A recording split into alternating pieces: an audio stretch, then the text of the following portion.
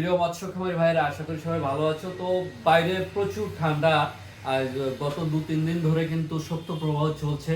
তো এই সময়টা কিন্তু মৎস্য খামারিদের জন্য খুবই সংকটময় একটা অবস্থা যায়।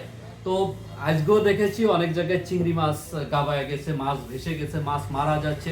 তো দাদা, এই যে যে সংকটকালীন অবস্থা বা শৈত্যপ্রবাহ চলছে, এই অবস্থায় মৎস্য চাষীদের যে পরিচর্যা সে বিষয়ে যদি একটু বলতেন। ধন্যবাদ দাদা। আসলে এই যে কয়েকদিন ধরে যে আবহাওয়া চলতেছে, মানে সূর্যের দেখা নেই, মানে হ্যাঁ। সূর্যের আলো টোটালি সারাদিনের মধ্যে কখনো ওঠে না। এটা হচ্ছে মৎস্য খামারের জন্য একটা ঝুঁকিপূর্ণ টাইম, ঝুঁকিপূর্ণ সময়। তারপরে এই সময় আছে প্রচুর অক্সিজেনের ঘাটতি হয় পানিতে। যাদের খামারে মাছ আছে, পর্যাপ্ত মাছ আছে, একটু বেশি মাছ আছে, তারা যদি একটু বাড়তি পরিচর্যা না দেয়, মাছ কিন্তু অনেকের গাবায় মারাও যাচ্ছে। হ্যাঁ।